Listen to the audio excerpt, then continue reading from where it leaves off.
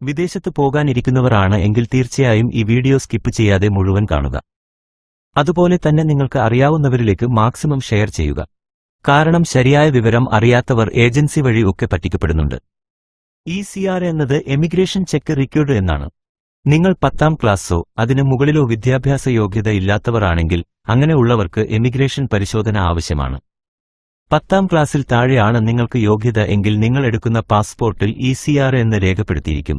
പുതിയ തരം പാസ്പോർട്ടിൽ ബുക്ക്ലെറ്റിന്റെ അവസാന പേജിൽ എമിഗ്രേഷൻ പരിശോധന ആവശ്യമാണ് എന്ന് പ്രിന്റ് ചെയ്തിരിക്കുന്നു. ചുരുക്കത്തിൽ നിങ്ങൾക്ക് ഒരു ECR പാസ്പോർട്ട് ഉണ്ടെങ്കിൽ തൊഴിൽ ആവശ്യങ്ങൾക്കായി 18 രാജ്യങ്ങളിലേക്ക്, പ്രധാനമായും ഗൾഫ് കൺട്രീസ്, യാത്ര ചെയ്യുകയാണെങ്കിൽ ഇന്ത്യ വിടുന്നതിന് മുമ്പ് നിങ്ങൾ പ്രൊട്ടക്ടർ ഓഫ് ഇമിഗ്രൻസിൽ നിന്ന് എമിഗ്രേഷൻ ക്ലിയറൻസ് നേടണം. അടിസ്ഥാന തൊഴിലിനു വേണ്ടി പോകുന്നവർ പറ്റിക്കപ്പെടുന്നത് തടയാൻ വേണ്ടിയാണ് ഇത് നിർബന്ധമാക്കിയിരിക്കുന്നത്. Non ECR or ECNR passport എന്നത് നിങ്ങൾക്ക് 10ാം ക്ലാസ്സോ അതിനു മുകളിലോ യോഗ്യത ഉള്ളവർ, എമിഗ്രേഷൻ ക്ലിയറൻസ് ആവശ്യമുള്ള നഴ്സുമാർ പോലുള്ള POE അറിയിപ്പ് ചെയ്ത പ്രൊഫഷനുകൾ ഉള്ളവർ ഒഴികെ അങ്ങനെയുള്ളവർ നോൺ ECR പാസ്പോർട്ട് കിട്ടുവാണേലും എമിഗ്രേഷൻ ക്ലിയറൻസ് നേടണം. നോൺ ECR എന്നത് പാസ്പോർട്ടിൽ രേഖപ്പെടുത്തിയിട്ടുണ്ടാവില്ല.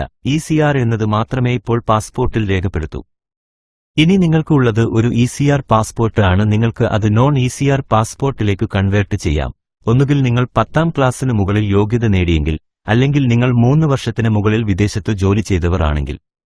50 വയസ്സിന് മുകളിലുള്ള വ്യക്തികൾ, സാധാരണ തൊഴിൽ, ബിസിനസ്സിൽ നിന്ന് സ്ഥിര വരുമാനമുള്ള ആദായനികുതി അടയ്ക്കുന്നവർ എന്നിവർക്കും നോൺ ECR പാസ്പോർട്ടിന് അർഹതയുണ്ട്. കുട്ടികളുടെ കാര്യത്തിൽ 18നു താഴെ എല്ലാ കുട്ടികൾക്കും നോൺ ECRന് എലിജിബിളാണ്. എമിഗ്രൻസ് പ്രൊട്ടക്ടറുടെ എമിഗ്രേഷൻ ക്ലിയറൻസ് ഇല്ലാതെ തൊഴിൽ ആവശ്യങ്ങൾക്കായി ECR പാസ്പോർട്ടുകൾ കൈവശമുള്ള വ്യക്തികൾ ECR രാജ്യങ്ങളിലേക്ക് യാത്ര ചെയ്യുന്നത് എമിഗ്രേഷൻ നിയമം അനുസരിച്ച് വിലക്കുന്നു. ഇന്ത്യൻ വിമാനത്താവളങ്ങളിൽ സ്ഥിതി ചെയ്യുന്ന ബ്യൂറോ ഓഫ് ഇമിഗ്രേഷൻ ചെക്ക് പോയിന്റുകൾ സൗദി അറേബ്യ ഉൾപ്പെടെയുള്ള 18 ECR രാജ്യങ്ങളിലേക്ക് അത്തരം വ്യക്തികളെ യാത്ര ചെയ്യാൻ അനുവദിച്ചേക്കില്ല.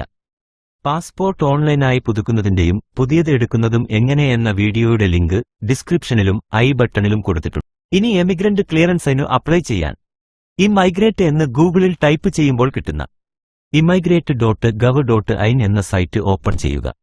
ഓപ്പൺ ആയി വരുന്ന പേജിൽ എമിഗ്രന്റ് എന്ന മെനു ലിങ്കിൽ നിന്നും രണ്ടാമത്തെ link apply for emigration clearance for ECRൽ നിന്നും employee registered in emigrate system എന്ന ലിങ്ക് ഓപ്പൺ ചെയ്യുക. ഇതിൽ എമിഗ്രന്റ് രജിസ്ട്രേഷൻ ഫോം കാണാം. സിഗ്നേറ്ററി എന്നതിൽ job ID code and passport enter ചെയ്യണം. ജോബ് ഐഡി കോഡ് എന്നത് എംപ്ലോയർ എമിഗ്രൻസ് പോർട്ടലിൽ രജിസ്റ്റർ ചെയ്യുന്ന വേക്കൻസി അനുസരിച്ച് ക്രിയേറ്റ് ചെയ്യുന്നതാണ്. അതാണ് ഇവിടെ ഫിൽ ചെയ്യേണ്ടത്. പിന്നീടുള്ളത് നിങ്ങളുടെ പാസ്പോർട്ട് ഡീറ്റെയിൽ പാസ്പോർട്ടിൽ ഉള്ളതുപോലെ തന്നെ ഫില്ല് ചെയ്യണം. പിന്നീടുള്ളത് അഡ്രസ്, അതും ഫിൽ ചെയ്യുക. അടുത്തത് വിസ ഡീറ്റെയിൽ ആണ്. ഇത് നിർബന്ധമായും ഫില്ല് ചെയ്യണം. അതിനുശേഷം എംപ്ലോയ്മെന്റ് ഡീറ്റെയിൽസ് ആണ്. ഇത് നിർബന്ധമല്ല. ശേഷം സേവ് ആൻഡ് നെക്സ്റ്റ് കൊടുക്കുക. നിങ്ങൾ അപ്ലൈ ചെയ്തതിനു ശേഷം നിങ്ങളുടെ ആപ്ലിക്കേഷൻ സ്റ്റാറ്റസ് അറിയണമെങ്കിൽ സെയിം മെനു ഓപ്ഷനിൽ തന്നെ വെരിഫൈ EC സ്റ്റാറ്റസ് എന്നതിൽ ക്ലിക്ക് ചെയ്യുക. ഇതിൽ passport number and captcha enter ചെയ്ത് വാലിഡേറ്റ് കൊടുക്കുക. നിങ്ങളുടെ ആപ്ലിക്കേഷൻ സ്റ്റാറ്റസ് ഇവിടെ ഡിസ്പ്ലേ ചെയ്യും. അടുത്തത് നിങ്ങൾ ഏജൻസി വഴി ഒക്കെ പോകുകയാണെങ്കിൽ തീർച്ചയായും ഇതുകൂടി ചെക്ക് ചെയ്യുക. മെനു ഓപ്ഷനിൽ റിക്രൂട്ടിംഗ് ഏജൻസി എന്നതിൽ ലിസ്റ്റ് ഓഫ് അൺരജിസ്റ്റേർഡ് ഏജൻസീസ് എന്ന ലിങ്കിൽ ക്ലിക്ക് ചെയ്യുക. ഈ പേജിൽ നിങ്ങളുടെ ഏജന്റ് നെയിം, സ്റ്റേറ്റ് കൊടുത്ത് സെർച്ച് കൊടുക്കുക. അപ്പോൾ ഡിസ്പ്ലേ ചെയ്യുന്നു എങ്കിൽ അതിൽ റൈറ്റ് സൈഡിൽ നമ്പർ ഓഫ് ഗ്രീവൻസസ് എന്നതിൽ നമ്പർ കാണിക്കും. ഇതുകൊണ്ട് ഉദ്ദേശിക്കുന്നത് ഈ സ്ഥാപനത്തിനോ വ്യക്തികൾക്കോ എതിരെ ഉള്ള പരാതികളാണ്. നിങ്ങളുടെ ഏജൻസി ഇതിലുണ്ടെങ്കിൽ നിങ്ങൾ വിശദമായി പരിശോധിച്ചതിനു ശേഷം മാത്രം മുന്നോട്ടു പോകുന്നത് ആയിരിക്കും നല്ലത്. സെയിം ലിങ്കിൽ ആദ്യം ലിസ്റ്റ് ഓഫ് റീക്രൂട്ടിംഗ് ഏജൻസി എന്ന ലിങ്കിൽ ക്ലിക്ക് ചെയ്താൽ ഒരു PDF ഫയൽ നിങ്ങൾക്ക് ഡൗൺലോഡ് ചെയ്യാം.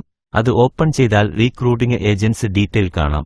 അതിൽ ആക്റ്റീവ് ആണേൽ ആക്റ്റീവ് എന്ന് കാണിക്കും. രജിസ്ട്രേഷൻ ക്യാൻസൽ ആണേൽ ക്യാൻസൽഡ് എന്ന് കാണിക്കും. ഇതുപോലെയുള്ള ഇൻഫോർമേറ്റീവ് ആയ വീഡിയോകൾക്കായി ഞങ്ങളുടെ ചാനൽ ഇപ്പോൾ തന്നെ സബ്സ്ക്രൈബ് ചെയ്യൂ. വീഡിയോ ഇഷ്ടമായാൽ ലൈക്ക് ചെയ്യാനും ഷെയർ ചെയ്യാനും മറക്കല്ലേ.